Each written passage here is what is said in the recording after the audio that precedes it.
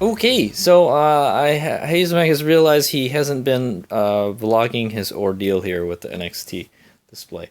Okay, I got the bike working. Okay, I swapped the harness in, the old harness where I moved the pin, and it works. The throttle works. So I think that was indeed the problem with the other harness. Something was wrong with that throttle wire. So now I got another problem. The NXT display like kind of doesn't work. The touch display doesn't work. So I took it apart. So what I believe is the problem is when I push the screen, when I push the left side of the screen, it sinks in. It sinks into the display. So it's kind of loose on that side. But when I touch the right side right here on the corner, so this is what I'm talking about. So it's supposed to be displayed like that, right? So when you press on the left side of the display, you can see the actual screen kind of move, right? So that means that side is loose. So I've got what's like a stuck screen press is what's going on here. This has one of those screens where like you press it and like there's like a barrier that you're supposed to like break or something, and then it activates the button. That way you can use it with like gloves on and stuff. So I tried taking the protective plastic off, and no dice. Still not working. Like it would work sometimes. So what I first started to do was I took the screws out of the back right there, and I pried the case open, and then it kind of worked. But I think what the problem is it's too tight inside here, because you have to kind of like shoehorn it in there. And yeah. So well, anyway, so when I press on the left side, which is the right side from the back, so you see the screen moving, right? Well, when I press from the, I get the feeling this is missing some screws. There should be like 2 screws that should go right here, right? Anyway, God, no, it's I guess like scratching his head there. Okay, okay, yeah. So this the screen is like kind of shoehorned in there, and you can press it, and it doesn't sink in at all. So I think it's because when I go to the battery select screen, it's constantly saying save, save, save, save. I'm like, and the save button is on the upper right. So that leads me to believe like the whole right side of the screen is like it's touching too much. Yeah, so I've got to make it looser. I need a looser fit in there. You can't have anything touching on the screen, you know. It's kind of just has to float in there, sort of. Or I don't know, there has to be some way to secure the back, but not have it press on the case, you know. So that's where I'm at. But anyway, what I'm going to do right now is I'm going to take it out of the case, and then we're going to try to run it like that, because it doesn't work in the case apparently. So I'm going to test my theory out right now. All right. Like I said, it's like it's shoehorned in there. You got to push it up from the left side of the screen and then pull it out. See how it comes out? Okay.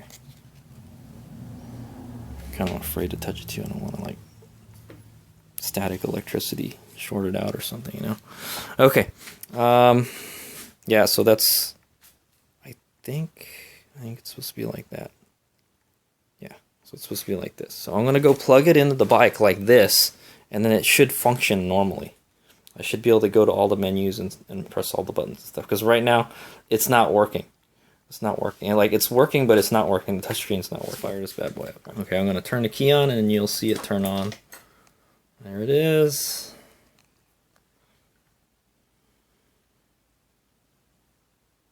Cycles through. Okay, so like if I do move the throttle, it does run. Let's see. Okay, so it does function now. Before it wasn't doing nothing. So now, meow, we should be able to change stuff on the screen.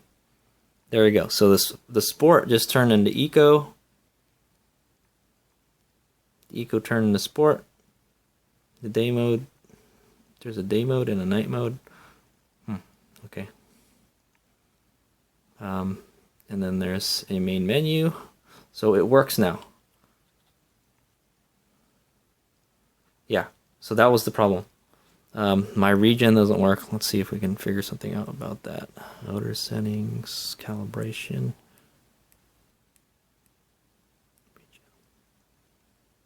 Okay, so I had the regen brake set to 65% with my old setup. So that's kind of where I want it. I'm trying to work it, man. I'm trying to work it by okay, that's close enough. Minimum regen speed, I believe, was like 0. Oh, it's in kph too. Okay, so I'm going to save that. Hopefully it'll work. Huh. Okay, now it changed it to 25%. Why? I want 65.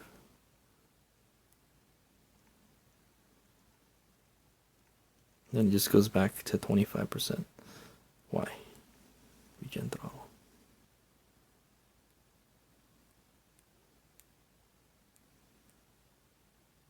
Off throttle regen. Well, it's off throttle regen. Oh, now it doesn't do anything. I think I broke my bike. Oh, okay. Yeah, he was saying something about you have to you can't be in like the settings screen for the bike to operate. So if you accidentally hit the menu button while you're riding, your bike will stop working. So I think. But hey, it works now. It works now. I just have to figure out how to get it to work inside the case. Yeah. All right. So yeah. That's what I'm working on. Before we start messing around with the settings and stuff, I just wanted to get the regen working the way I wanted it to. So also there's like I like to point out there's all this save buttons and flashing and stuff. There's opportunity to mess your controller up. So you got to be careful. But yeah, I mean, obviously it's like, I don't think you would be messing with any of that. Once you got everything all set up on it, I think you probably wouldn't go in there very often. That's kind of like, when I had the BAC, when I had the Egg Rider and the BAC controller all set up, I really didn't go into the controller all that much to change it. Like once I had it how I wanted it, I really didn't change much stuff. But being able to change stuff on the fly is handy because I recently rode this bike at Stonyford, the trails out there, and I was like, man, I had it set to 65% regen, and I'm like, man, this is a little too much regen for the dirt. It just locks the rear up all the time. On the street, on the pavement, it's okay. Also, I had a bigger sprocket too, by the way, so like there's just a lot more torque being multiplied type of thing. So it would have been nice if it was able to dial the regen down, so like get it to the point where like I'm at full regen. It's like barely locking up the rear wheel, type of thing. So, but it's a regen throttle. If I want less regen, I back off a little bit, and that's what I wound up doing. So, anyway, so progress this is good. This is good. The bike functions now. The screen functions. Sort of, kind of. I would say we're like 75% there. 75. The bike runs now, but it's in pieces. Okay, like I had to tell you, man. This every time I mess around with this bike, it's agonizing, man. It's agonizing trying to get it to work. It never works the way the way you want it to the first time. Is what I'm beginning to find out. So. But yeah, thanks to Alan for all the help and stuff. Without him, it wouldn't work. You wouldn't be able to get it to work at all. Okay, so yeah. All I'm saying is like, hey, if you buy something from Alan, be prepared to to troubleshoot it. That's what I'm gonna say, because I've dumped a lot of hours into this just to try to get it to this point, and so yeah, so now I have to figure out how I can get it to sit in the case without touching the screen very much, Okay, yeah, I don't know what to do. It's got to be a little bit loose in there, but like not too loose.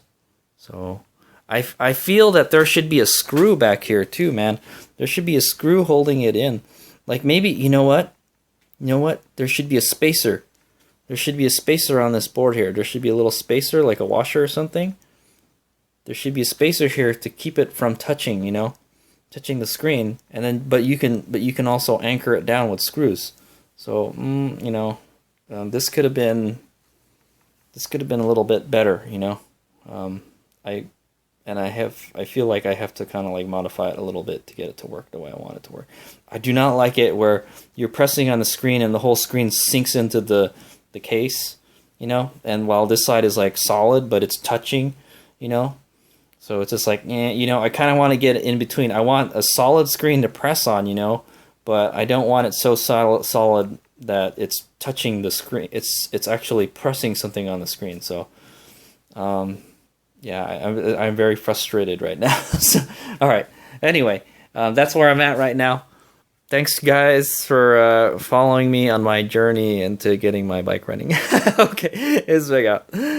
Okay, so I've kind of figured out the problem with this device, with the case. So the problem is it's too tight in there. So if you look in here, the touchscreen part is touching this part right here. That's the problem. It's touching it too much, so much that it's pressing the screen. So this part doesn't touch at all because it sinks into right here, and it kind of just floats right there. And that's what you want. You want it to float. Now, also, I did find out something. Is that it's missing some screws. There's supposed to be two screws here that screw the display onto the case, but it's just kind of just floating in there. That's why when I press on the left side of the screen, it sinks in like that, The only thing really holding it together is the back part of the case, okay?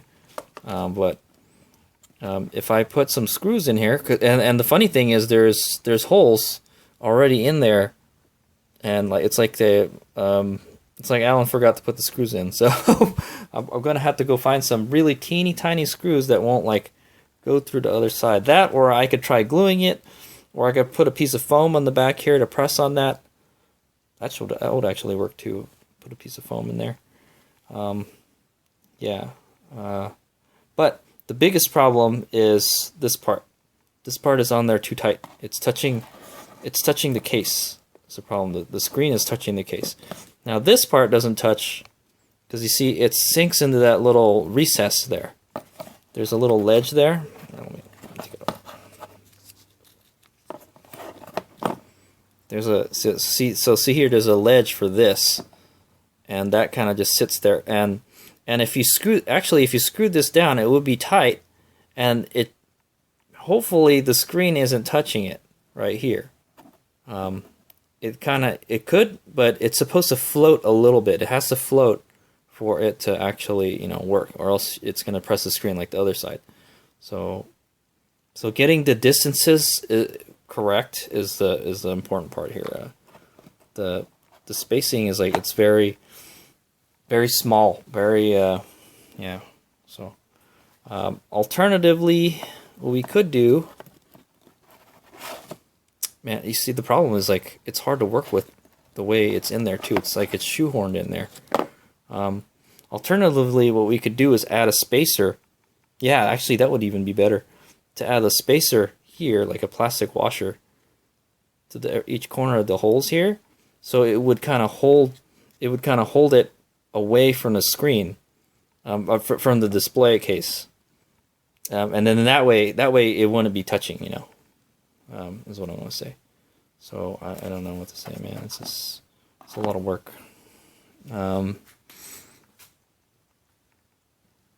But what we could do is file this part flatter, And then what we could do is also try to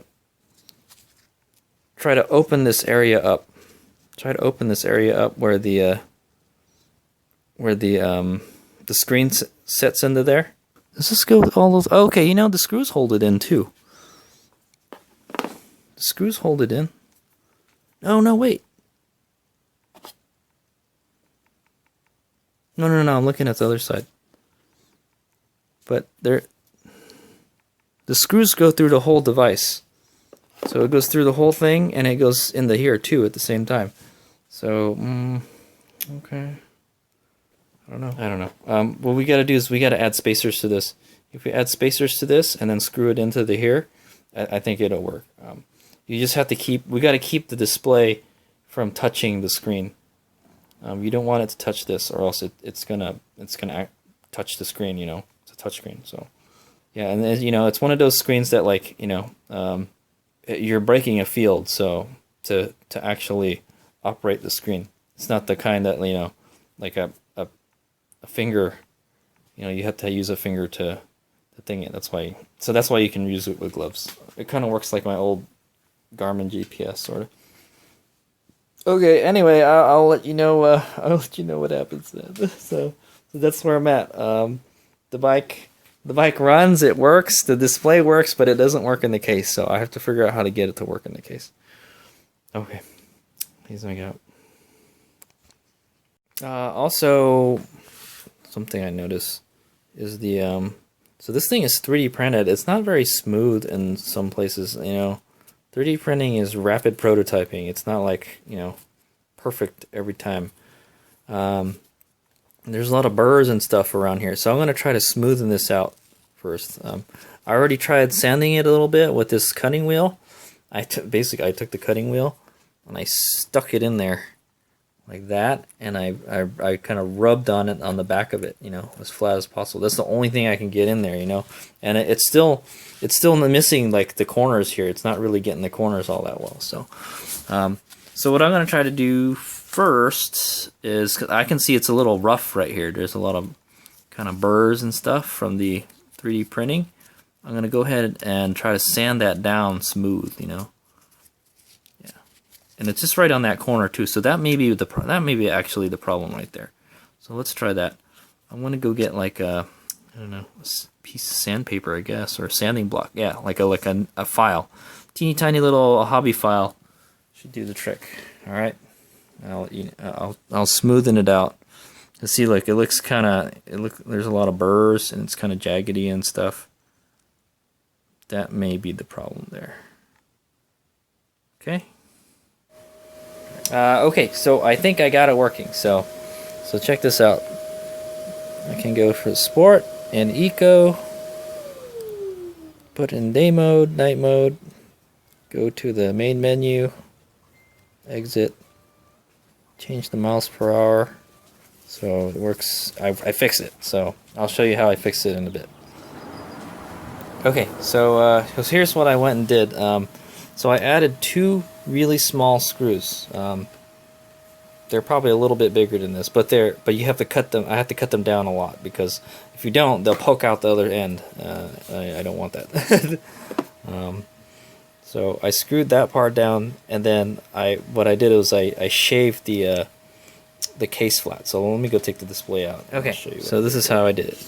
I got this sanding sponge here. It's for, like, doing sanding model kits and stuff. So it's really fine. So it took a while to do it, but basically like I mentioned, I sanded around this area right here to get it smooth. I think there was, like, just some kind of burrs from the 3D printing that was pressing on the screen. Okay, and that was it. That's all I pretty much did. And then yeah, I did kind of grind this a little bit earlier too, like I mentioned, but I don't think it really helped all that much. So basically, I just smoothed down the face. And then I added the screws. So now we won't get that problem where, like, this display is, like, sinking into the case. All right. So yeah, those are the screws that I use. I know, like, one of them is longer than the other. So I should have just did one and then copied the other one, but I just grinded it a whole lot. So it's hard to find these teeny tiny little screws. So I had to, like, really dig in my toolbox to find some. Okay, so yeah, so let's go put everything back together, and then hopefully it works with everything back together. All right. Okay, there it is. It's fully assembled, and it works. So I can change it from sport to eco, day and night mode, and I can go into the settings menu. So there we go. I fixed it. So now I just have to put the bike back together. I think everything, it's fully functional now. There is some regen, I notice.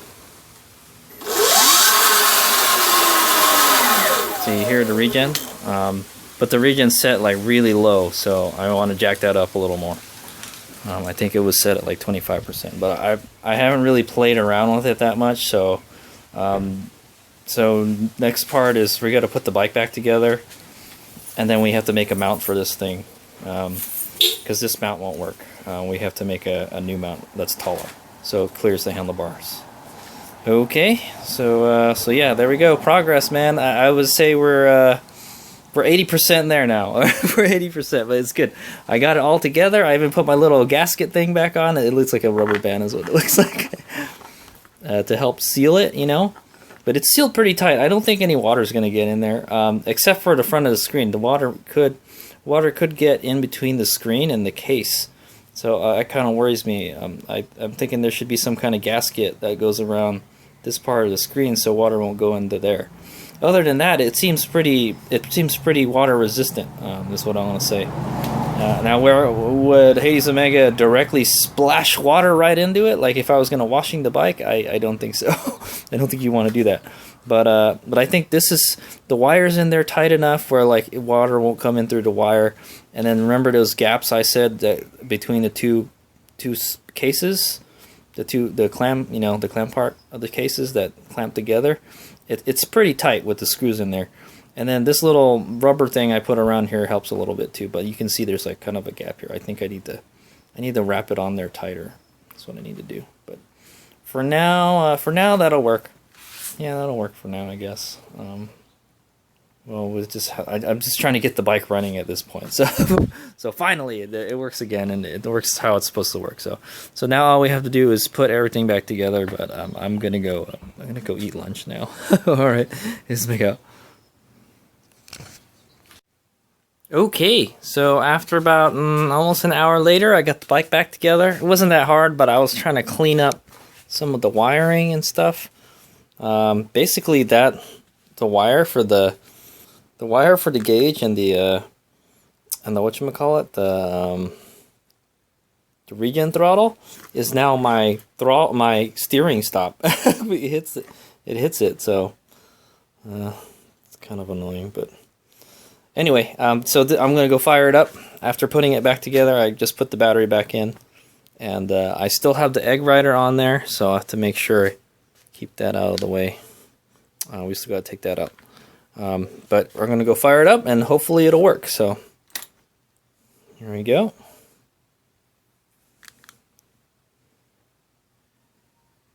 Little boot up sequence there. Okay, and looks like we're good. So we're going to change it to day mode. There we go. Sport or eco. Okay. Go to the menu. Okay. Okay, there we go. Looks like it works. I think it defaults to night mode or whatever. I don't know. I have to like play around with it. I haven't really played around with it all that much. But let's see if the throttle works. Sure does. Check it out.